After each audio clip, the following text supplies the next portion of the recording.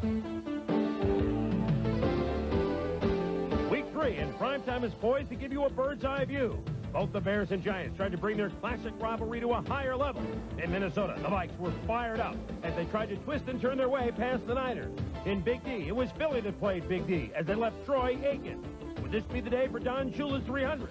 Who would make it to 3-0 first? The Cards or the Skins? Could the Bills make it to 60 points? For the next 60 minutes, Primetime will be shaken.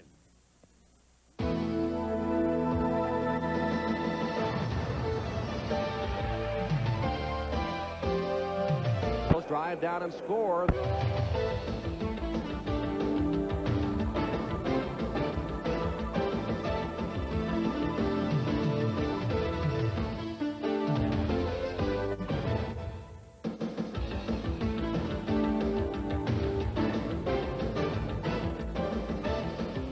Oh, if they only knew. Welcome to Week 3 of NFL Primetime, and we've got a lot to show you. Certainly is some interesting results, to say the very least, around the NFL. And joining me to decipher it all, the usual cast of characters, Tom Jackson, Robin Roberts, and what can we say except that the Giants and the 49ers are 1-2. You see, it is bizarre. And that's why we're here to decipher it for you, as we say. Only a few late games around the NFL. Let's get you caught up on what's going on right now. The lines. The Bills have just taken the lead on a Thurman Thomas touchdown from Jim Kelly, 15-yarders, with about 4 minutes to go. 23-20, the Bills lead the Jets at the Meadowlands. Colts and the Raiders, the Colts haven't allowed a lot of points this year, but it's tough to win when you don't get any. Raiders beat them 16-0 at the Mausoleum. Seahawks and the Broncos. Seahawks led this 16-0. Denver led it 16-0, but Seattle has crept to within 6. That's 16-10. The Broncos lead with about $1:45 to go in that game. Fenner scored a touchdown to get the Seahawks within a touch. And John Carney tried to tie the game with a field goal, but he kicked it like Art Carney. He missed a field goal, and as a result, the Chargers fall to 0-3. The Falcons win on the road for the first time in years, 13-10. We'll show you highlights of all those games later on in this edition of NFL Primetime.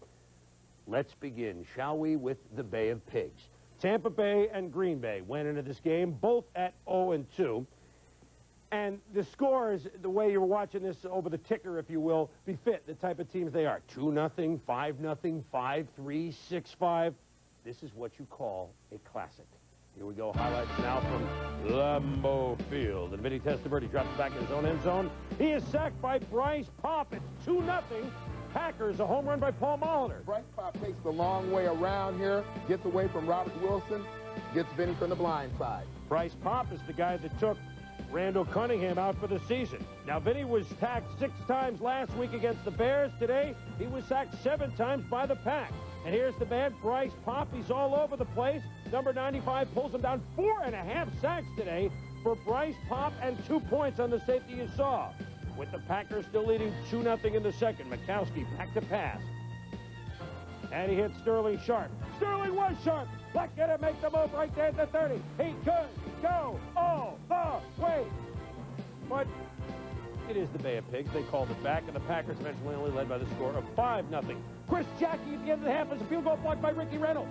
Reynolds, number 29, will scoop the ball forward. Where is it? Wade Haddix, last play of the half. Looks like he's going for a Tampa Bay touchdown. Are they going to lead at 7-5? Maybe not. Touchdown, however, there is a flag down now for an illegal batting foul. Jerry Markwright and crew made 2 correct calls on this play. Yes, it was illegally batted, and he lateraled the ball forward as well. They got to kick another field goal. They ruled it a defensive penalty, but Jackie missed that one. And then, maybe the play of the game, Vinny Testaverde in the 4th quarter to Willie Soviet Drury on the tip ball. 87 yards, and the Buccaneers lead at 13-5. The Pack comes back. Mikowski to Vince Workman. My way back to you, Bay. It's a touchdown, and the Buccaneer lead is down to 1, 13-12. Floyd Peters of the Buccaneers says, come on, defense, you got to hold up. For the Packers' final possession, the Magic Man finally was magic. Perry Kemp, did he get in bounds and then fumble it out of bounds? That's what they ruled. The Buccaneers didn't like this call at all, but it stood up, and Chris Jackie, 22 yards out in the final seconds, helped the Pack win it 15-13, or did they? Watch the last play of the game. Testaverde, the Hail Mary. It's tipped. Willie Drury's going almost lightning almost struck twice at Lambeau Field, but it did not. And the Buccaneers, despite 3 close games, couldn't help losing for the 3rd time this year. Finally, the Packers win it by a count of 15-13. And so, Tommy, in this one situation where the Green Bay Packers were waiting for Mikowski, but yet they finally eked out a win. Yeah, I think it wasn't the prettiest of victories that you're ever going to see. And when I think about the Green Bay Packers, what I think is that some way, somehow, you've got to get Timmy Harris out of the booth and get him back on the football field. He was in the booth at halftime, but the Packers get that win, and the Buccaneers fall to 0-3. The Pack had lost 7 straight before they eked out that win today, coming from behind. We've got plenty coming up on this edition of NFL Primetime. The magical Cardinals. Could they keep their magic going in a place that's been a house of horrors? RFK Stadium. Well, the Buccaneers, house of horrors for them. Last 2 games last year, first 3 this year. This is what's happened. They've been sacked often. They've turned it over. And no matter how you look at it, they haven't won. Don Shula looking for win number 300 coming up next. Mark Higgs going to get 3 straight 100-yard games. No one's ever done that for the Dolphins. Dolphins and the Lions.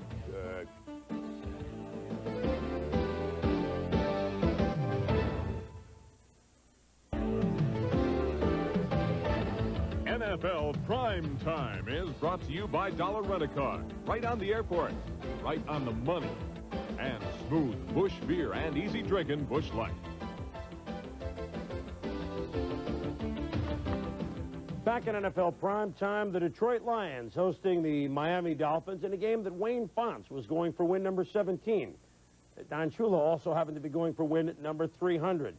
So who would you take in a matchup of Shula and Fontes? But that's why they play these games. Let's go to the Silver Dome, where the Lions have won last week. Don Shula trying to win 329 seasons. Mark Higgs was trying to get 100 yards, 3 straight games. No Dolphin, not Zonka, not anybody's ever done it. He bulls. Yes, it's a touchdown. It's 10-3 Dolphins. Higgs who stopped short, but again, a good game. 71 yards. Stopped short of the 3 straight century marks. Did 5 Barry Sanders do in the Dolphins, though? No, 1 was enough. Look, and the umpire gets nailed, Tommy. Now watch this. Barry Sanders, not best known for his blocking abilities here, sells out his body to protect Rodney Peete.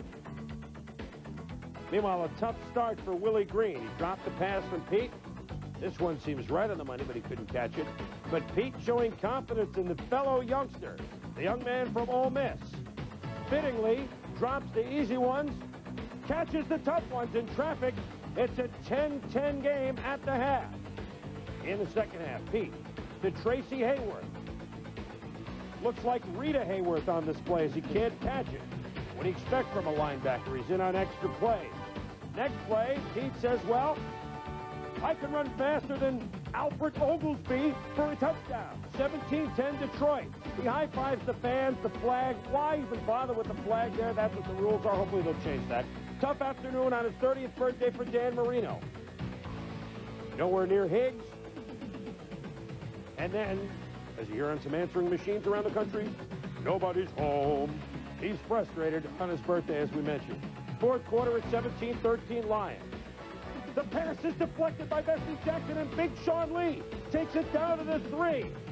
This remind you of anything, Tommy? Well, when you watch Pete try to break up this pass, it's a la Joe Theismann in Super Bowl 17. Except Theismann did it. Bo Camber couldn't convert it. This time it's Lee that rumbles down to the 3, but on 3rd down. Dolphins still under the end zone. Dan Owens wraps up Mark Higgs.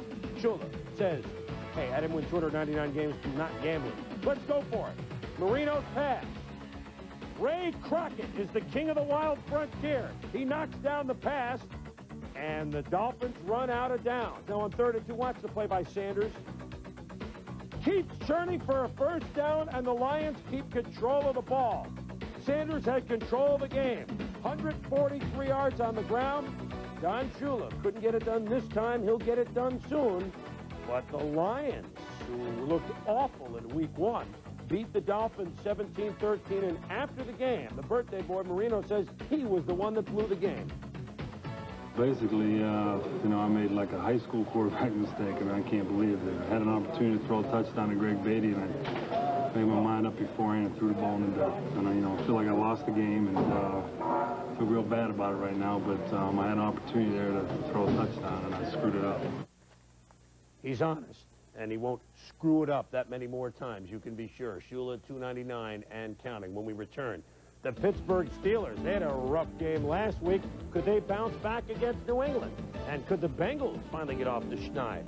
Well, one team that's gotten off the schneid after their shellacking the opening week against the Redskins are the Lions. Last 2 weeks, total yards, they've given up under 500. Touchdown pass, they've given up none. And they've won both weeks. Around the corner on primetime, the Bengals and the Browns in the Battle of Ohio. Bill Belichick has the Cleveland Browns playing some D. We'll be back. Primetime, we've got a couple of score updates to pass along. Pat Leahy, who's moved up on the charts today for the Jets against the Bills, couldn't quite boot a 51-yard field goal. There's still some seconds to go in that game at the Meadowlands. The Bills look like they'll beat the Jets 23-20. We'd like to welcome all of those of you that have watched.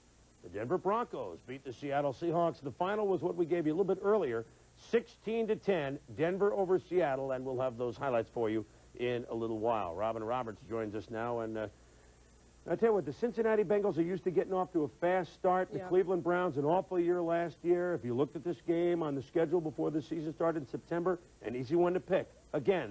That's why they play them. Right, that's true. And it looked more like a Reds-Indians game, the way this game was going. The Browns riding a high after shutting out the Patriots last week. On offense, Bernie Kosar is off to a fast start. He has the second-best quarterback rating in the AFC. On the other hand, Cincinnati hasn't been able to do much of anything right, either on offense or on defense, and they're hoping to avoid their first 0-3 start since 1985. In this game, just plain ugly from the get-go. The dogs were loose. Bernie Kosar is crushed and coughs up the ball.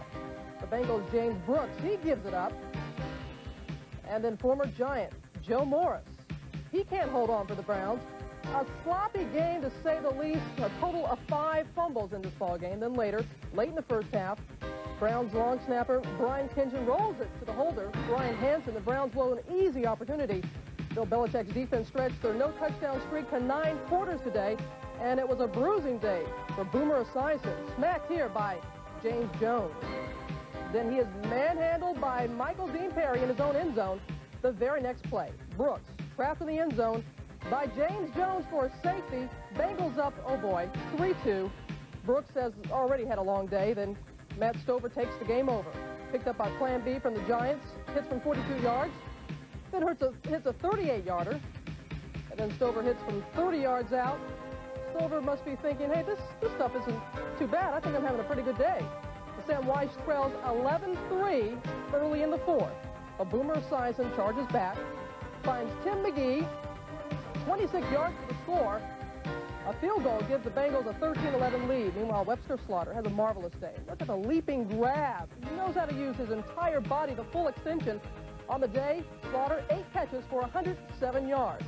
It would come down to this, though. Browns ball, down by 1. 3 minutes left. Bernie Kosar begins his version of the drive. It's Reggie Langhorne, gain of 7. Kosar to Slaughter, a gain of 9. As Matt Stover hopes for his chance, the drive continues. 4th and 1. Kevin Mack gets the first down. Brian Kinchen thinks about his earlier mistake, I think, here. Kosar to Langhorne for 7 more. Kosar runs 1 more play, and he leaves it up to Stover, as Sam Weiss can only watch. A 45-yard attempt. It is good. Plan B free agent Matt Stover, 4 for 4 on the day. A very emotional victory for Bernie Kosar and the Browns as they pick up the victory by a final of 14-13. And in the process, the win ends the Browns' 4-game losing streak against the Bengals. Boomer only 15 of 26 for 140 yards. Elsewhere, both the Pats and the Steelers looking to bounce back from losses last week. Victor Person hoping to get his Patriots over the Mendoza line at Three River Stadium. Jason Swarovski lines up, nails a 35-yard attempt. Well, let's watch. Holding call. Moves the Pats 10 yards back. Swarovski then misses from 45 yards. And the Person sees 3 points taken off the boards. Meanwhile, Barry Foster, who rushed for 121 yards last week, will he struggle today? He does not get the handoff from Bubby Brister. Britt Williams recovers for New England. 4th and 1. Foster gets stopped by Williams and Fred Marion. And Pearson's thinking, this is our kind of defense. Joe Walton's offense, not easy on his eyes to watch. 6-all at the half. Fourth quarter, Bubby Brister, he gets confident. Drops back, finds 285-pound tight end Eric Green, 32 yards on the play. But the refs, oh yeah, go on with your bad self.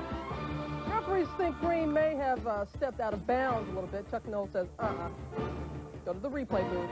It is close, but Green appears to stay in bounds. The refs get together, and they say, you know what? He did stay in bounds. 13-6 Steelers. Then Steelers defensive line coach Mean Joe Green tries to spur on the defense. It worked. Tommy Hudson, sitting duck for Keith Willis, comes in untouched. Sacked Hudson on the 1-inch line. Willis and Greg Lloyd butt heads. Fourth down. Brian Wagner's punt is blocked in the end zone. Ernie Mills falls on it. Touchdown, Steelers 26. Okay, TJ, you tell them what happened. Well, the up back here, Eugene Lockhart, is standing on Wagner's kicking side, a little too close to him. He takes 2 steps back, and that results in a Steeler touchdown. Right into Mills' hands. The person, he can't believe what he's seeing. The Patriots fall again by a final of 20-6. The Patriots lose their 20th game in a row to an opponent other than Indianapolis. They still haven't beaten a team other than the Colts since December 3rd, 1989. But, TJ, let's go back to the Bengals-Browns game. Cincinnati has given up 89 points already in 3 ball games. They're not even getting any pressure on the quarterback like Kozar today. Well, when I talked with Coach Weiss, he mentioned the lack of pressure that they've been getting on the quarterback, and it has to make you think about the draft. They drafted Alfred Williams, #1, as an outside linebacker, moved James Francis, who had 8 sacks, was their top sacker last year, inside. I think that they have to start thinking about moving this guy back outside and letting him attempt to get some pressure on the quarterback. You know, in the case of the Cleveland Browns, who would have thought that Bill Belichick, going into the Meadowlands next week in the game against the Giants, would have a better record than Ray Handley? It is a strange season. We want to pass along a final now. It is all over the Meadowlands. All the day games are done. The Buffalo Bills, they didn't score 50 points. They had a tough contest against the Jets, but the Bills up their mark at 3-0. They beat the Jets 23-20. We'll have highlights of that shortly if you stay with us. We've got plenty of other things to tell you, including something about the Bengals defense. You heard Tommy say they can't sack. They have problems of forcing some turnovers. And as we look inside the numbers, first 3 games of 1990, they won them all. First 3 games this year, they lost them all. Look at the difference. Points, turnovers, sacks, and record. This one adds up. Primetime will continue. We've got all the monitors covered for this one. We'll be right back. Tony Jalapeno getting set to catch the Rocket Man, Roger Clemens, at the stadium. The Red Sox at the Yankees at the top of the hour. But on primetime, football is our business as we continue to look at week number 3. The 49ers in the Metrodome against the Vikings. Steve Young has had some big games in his career as a Niner against the Minnesota Vikings. The Vikings started out this year with a lot of hope, but they lost to the Bears. So you figure, well, Young has the Vikings number here. But the Vikings are trying to bounce back. This a big litmus test for Minnesota against the 49ers. Would they really be contenders, or would this be, as the Four Tops once sang, the same old song? Same old song for Jerry Rice and Anthony Carter. Rice had caught balls in 81 straight games going in, AC with 82. In the first quarter, make it 82 for Rice. Steve Young, Jerry Rice, 15-yard touchdown, and Rice does everything right. 2 things here, Chris. Reggie Rutland never looks back at the football, and even though it's interference, Rice shows his tremendous strength in making the catch. All right, with the score 7-0 Niners, it's AC's turn. Wade Wilson to Carter across the middle. Look at the hit by Johnny Jackson, but no, he is not down. Carter with a circus play for a touchdown. And we're tied at 7. Tommy, do you believe this play? Well, you talk about balance. Anthony Carter gets hit here by Jackson. Literally leans on Jackson, keeps his balance on all 3s instead of all 4s. Makes his way to the end zone. So now it's Young to Rice again. It's Jerry's turn. Rutland and Felix the Cat Wright try to stick him. On the collision, Rutland gets hurt. So correctly, the 49ers go after Rutland's replacement, Audrey McMillan. Wrong. McMillan picks it off. And the score remains 7-7, even though the Vikes are giving their own territory to 2. But they're about to give it back. What it is a 98-yard drive that's getting started. Carter for 9 yards. Then on 2nd and 9, down in Niner territory, Wilson to AC for a 14-yard pickup at 1st and goal. Herschel over the top. 98-yard mark. 17-7 Minnesota at the half. In the third quarter, the 49ers driving. The ball down to the Viking 11. Keith Henderson in the middle, but it's a Ken Clark forces it. Ray Berry recovers it. The 49ers have turned the ball over twice inside the 15. Still with the same score, 17-7. Rice over the middle. Bump. No, he makes the play before Carl Lee can put him down. Same drive. Mike Cofer, 35-yard field goal. Blocked. And recovered by the Vikings, Solomon Wilcott. And on this play, the Vikings took the long route, Tommy. Watch the left side of the line. See rookie Todd Scott come around with a lot of pressure and make the block. 49ers making some mistakes. George Seifert knows it, but they're still in it. Time running out in the fourth quarter. Young to Rice. Watch this. 1, 2, 3 Vikings. Goodbye. 17-14. Minnesota lays it. Jerry Rice, a pair of touchdowns, 85 yards on 4 catches. The Vikings need to run out the clock. And who are you going to look to except that man, Anthony Carter. Carter running the ball. Remember, he was the first guy, except for Herschel last week, to carry the ball, other than Herschel Anderson's carried it one time. And this is why, on the reverse, 32 yards. So in rushing, he had 41 yards. In receptions, he had 71 yards. Jerry Rice says, we're a good team, but Joe Montana, who didn't play, maybe we're not as good without you in there. And, of course, that's not a knock on Steve Young. It's just that Joe may be the best ever. The Vikings win it 17-14. And really, Tommy, we're still buzzing about that play by Anthony Carter. And, you know, the more you think you know the rules, you have to go to the rule book. This is a great play, but were you surprised by that he wasn't down? Well, and it's a play that we've seen quite a bit in the last couple of weeks. You know, if you think back to the game last week between the Rams and the Giants, Robert Del Pino coming toward the goal line, and you see him literally crawling over his teammates, laying on them to get a score. Same thing today with Anthony Carter. He's hit by Johnny Jackson. We know that he would be down if it wasn't for the fact that Jackson was there. But he's not down. Only his feet touch the ground, his feet and his hands. Now, if we take a look at the rules, we can see it's pretty self-explanatory. If any part of a ball player's body touches, except his hands and feet, and he's touched by an opponent, he is considered down. But I have to think that if you look at this now and you think about it, theoretically, we could lay guys down, say, between the 10 and the goal line and have a ball player just crawl across his guys and go into the end zone while he's being touched. Yeah, you're speaking like a linebacker now. I think that certainly they will take a look at this rule if we keep seeing this kind of thing happen. You know what they might, as the play that you described, all the offensive coordinators watching this show, it's the roll out the barrel play next week. Just lay everybody down from the 5 and roll your guy into the end zone. Stay with us. We've got the great highlights from the Bears and the Giants. The late highlights from the Bills. Big scare against the Jets. That's still to come. Redskins trying to knock Tom Tupa out for the Cards. The Eagles lay a Texas whipping on Troy Aikman and Big D. And Neil Anderson trying to vault the Bears to a 3-0 mark. We'll be back. NFC East, very tough division. They all won in week number 1.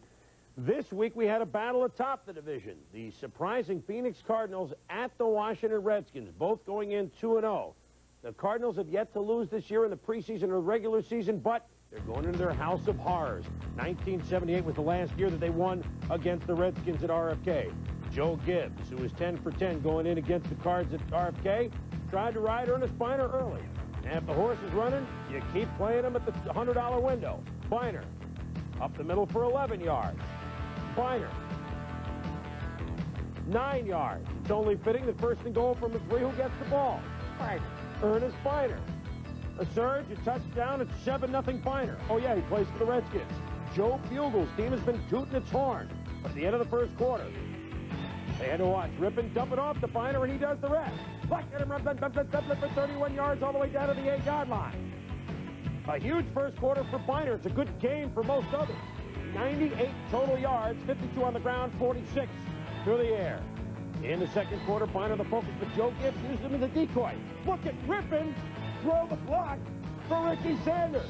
It's a 10-yard touchdown, 14-0 Skins. So Fritz Shermer had his work cut out for him. Well, the Cardinals have forced 13 turnovers in their first 2 games, and they do it like this. Freddie Joe Nunn comes in, makes the strip of the ball on Biner, and then has presence of mind to go and recover the ball. That's a great play by Freddie Joe Nunn. But that play didn't turn into any damage because Charles Mann did the damage to the Cards. Man beats Tootie Robbins here with a spin move and chases down Tupa. Get a sack. On the ensuing punt, the aggressive Cardinal special teams come through. Ken Harvey wraps up Ryan Mitchell. Tyrone Stowe makes the hit. Mike Zordich recovers for Phoenix. So they could be blown out, but they're down only 14-0 hanging in there. Tom Tupa sees Charles Mann in his face. Bad throw. Brad Edwards makes the pick. Joe Bugle says, well, Tom, that was one you should have eaten. In the third quarter, Mark Rippon reads the defense. The up, the fake. Robert Massey bites it. Gary Clark is all alone. 29 yards, a beautiful play. The Skins are rolling 21-0. Rippon was 15 of 23 for 181 yards. No mistakes. Celebrating on the sidelines is the underrated Gary Clark. I don't think he's underrated anymore. Things didn't get better, though, for Tom Tupa. Tommy Tupa looking over the middle here. He didn't see Wilbur Marshall. And look at a linebacker run the option. He runs that option on John Johnson. Then makes a couple of nifty moves to get himself into the end zone. 28-0 Washington. 55-yard play. 2 interceptions today for Wilbur Marshall. Not a great day for Tom Tupa. Was picked 3 times. Redskins defense. 2 shutouts at home this year in their 3 games. 112-31 in their 3 games. And the Redskins roll over the Phoenix Cardinals 34-0. Elsewhere in the NFC East, the Eagles and the Cowboys. Jim McMahon says, hey, forget that Randall's not here. I can run just as well as he can. And, you know, not bad. McMahon does his Randall imitation, gets a good block, and he weaves for 14 yards. A couple plays later, McMahon to Fred Barnett. He caught 7 today for 111 yards. It's a 7-0 Eagle touchdown. Jimmy Mack, the Eagles, Rich Kotite, looking very smooth. Second quarter, it's a 10-0 lead. Kotite calls for McMahon to hit Barnett again. He does it down to the 1-yard line. 45-yard play. Robert Drummond with a touchdown. 17-0 very quickly, Philadelphia. Meanwhile, Troy Aikman has looked so good for a couple of weeks. Completed 7 passes in the first half. This one to Jay Novacek for 4. This one to Kelvin Martin for 28. This one to Novacek for 12.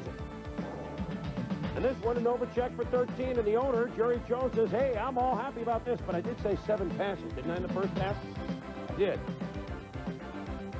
Rich Miano catches 1. Problem, he plays for the Eagles. Seth Joyner catches 1. Problem, he plays for the Eagles.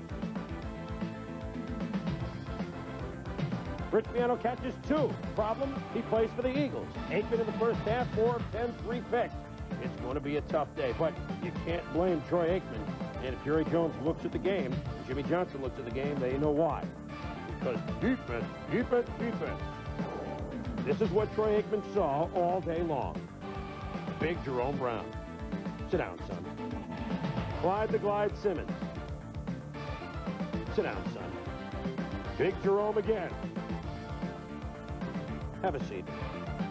Clyde Simmons and Mike Golick combined. Some of the offensive line's fault, but others?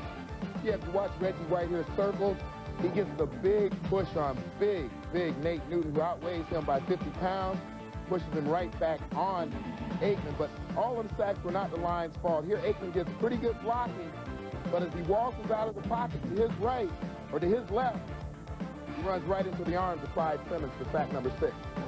Could he take more pain? Yes. Simmons blindsides him. Again, it's Clyde the Glide. Jimmy Johnson can't believe his eyes. What do you think Troy Aikman was feeling? Simmons 4.5 sacks today, a new Eagles record. That's a team with Reggie White. The beat goes on. It didn't stop at 8 sacks. They wanted 9 sacks. They smell double figures. And Reggie White gets in the act. Could it be 11? Oh, yeah. Mike Pitts forces the fumble. Reggie White, the Eagles, they try and scoop it. They do it better than anybody. They recover Simmons' laterals at any rate. Even when he wasn't sacked, Troy Aikman paid for it. Seth Joyner says hello to him.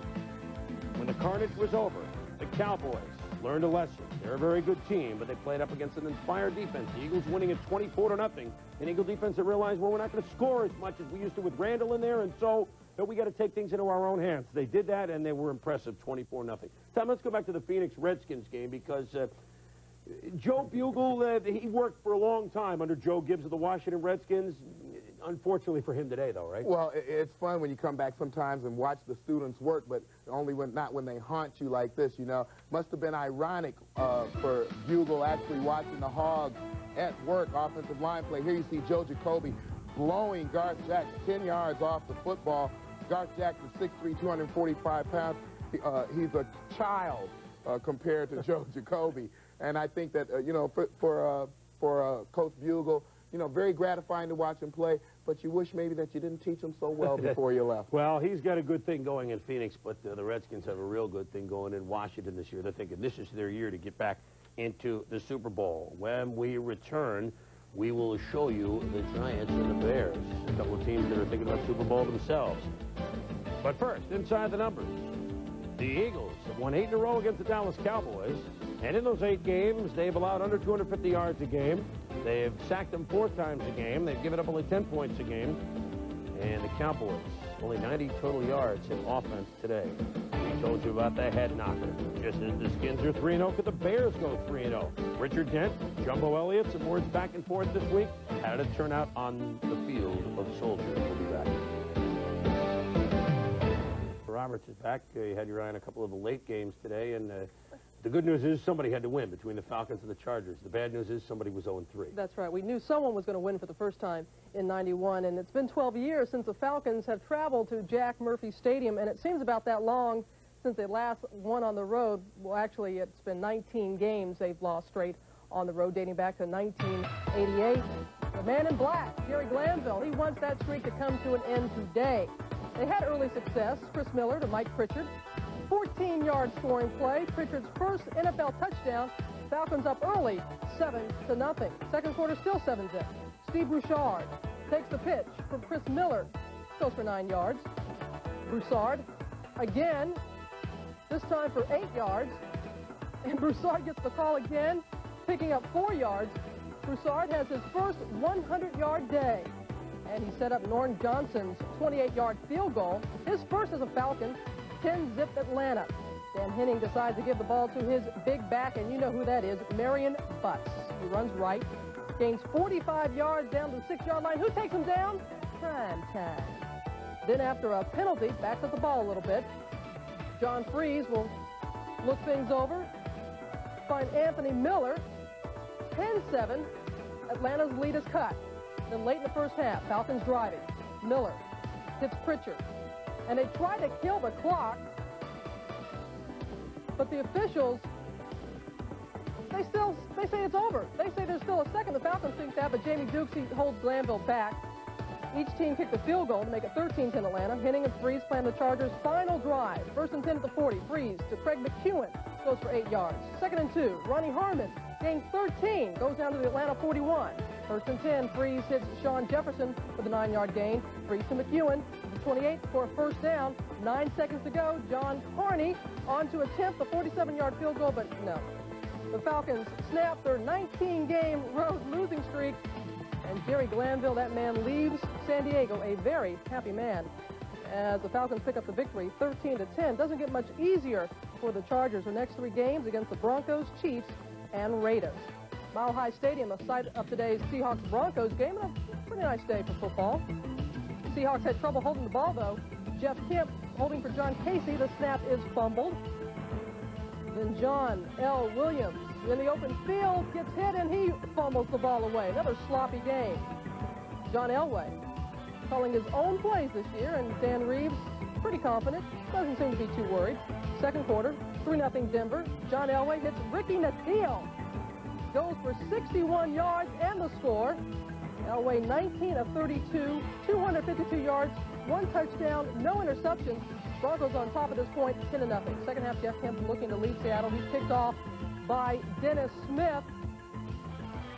Does a good job once he gets the football. A 38-yard return, which would lead to a field goal. Jeff Kemp not too happy about his stats. 21 of 50. Picked off twice. Fourth, 16-3 Seattle. Jeff Kemp hits Brian Blades. He goes for 37 yards after he hauls the ball in. That sets up Derek Finner, who goes in from 1 yard out. 16-10 Broncos. Then late in the fourth, the Seahawks got the ball back. Second and 10 from the 15. Jeff Kemp has time, but Dennis Smith is there again with a great deflection. Good defense. Fourth and 10. Seattle with another chance, but Kemp, he overthrows everyone. Yeah, he's upset. Denver pulls out the victory by a final of 16 10. Denver had no first downs in the fourth quarter. Seattle just does not do well at Mile High Stadium. They're 3-11 there in Denver. Yes, and Dennis Smith, I think, Tommy, you've seen him make some plays like that over the years. He's still playing strong for the Broncos. When we come back, the head cracker sweep between the Bears and Giants in Chicago. But first, 300-yard passers today, there was only one. And you just saw number 7 of the Broncos. So, Jeff Kingston, a lot.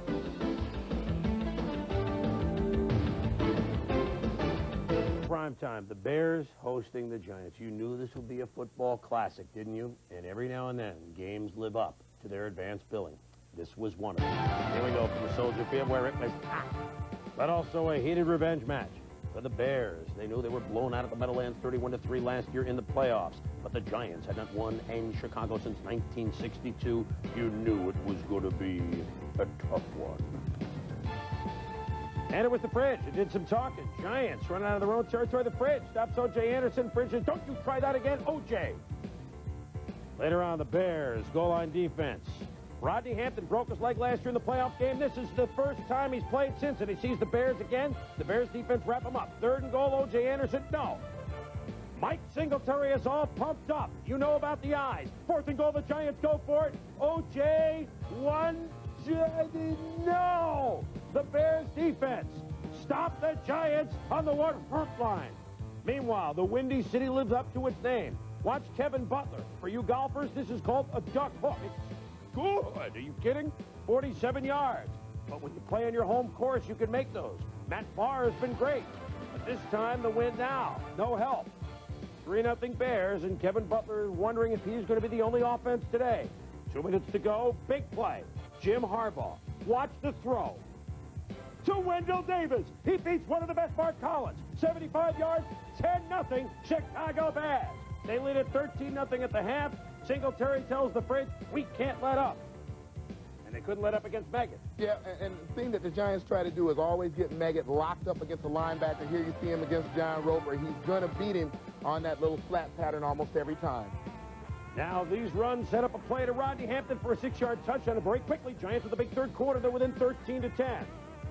Meggett was the setup man in the second half, wasn't he, Tommy? Again, that quickness will throw off almost any linebacker. You get him, he's going to check to see if the blitz is coming right here. He shakes Rivera a little bit, curls up on the inside, had 6 catches for 39 yards on the day. Again, it sets up Rodney Hampton, a 3-yard touchdown, and the Giants have the lead 17-13, but Ray Handley wore the better shirt today. He still wasn't comfortable. In the fourth quarter, the Bears offense, watch Neil Anderson.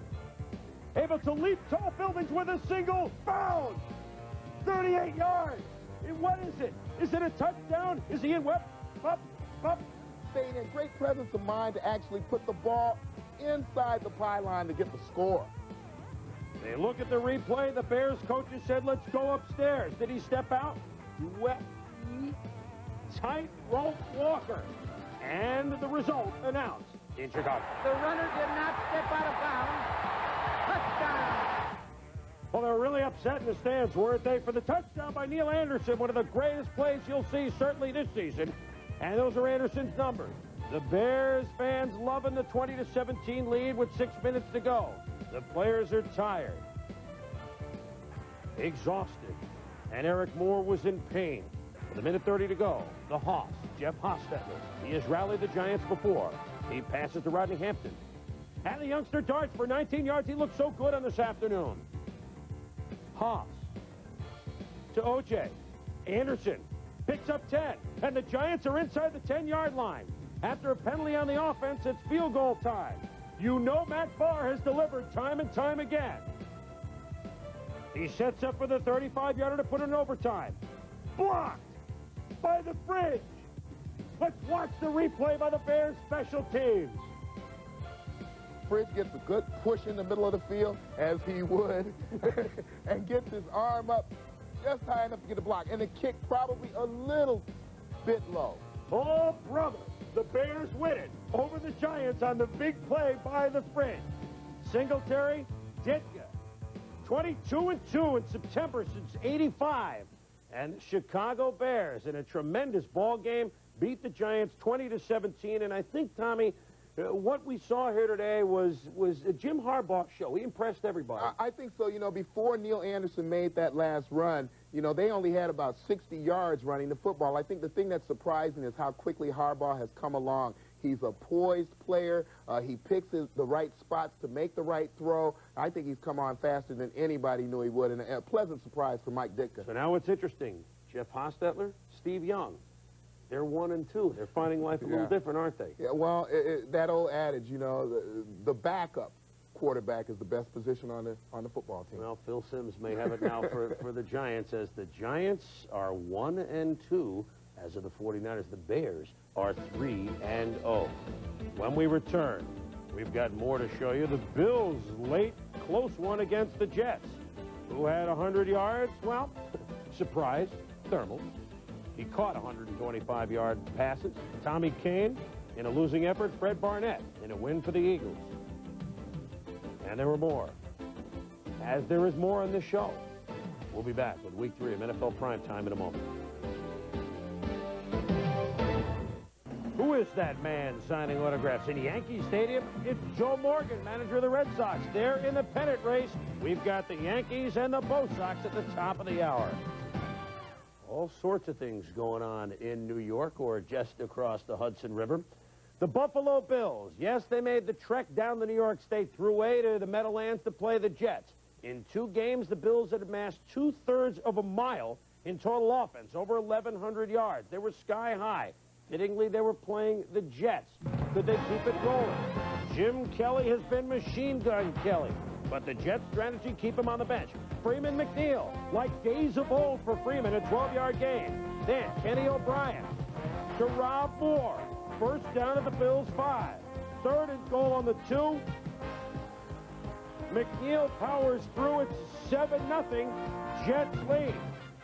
The Jets shoot up over 8 minutes on the clock, and their 15-play, 85-yard drive.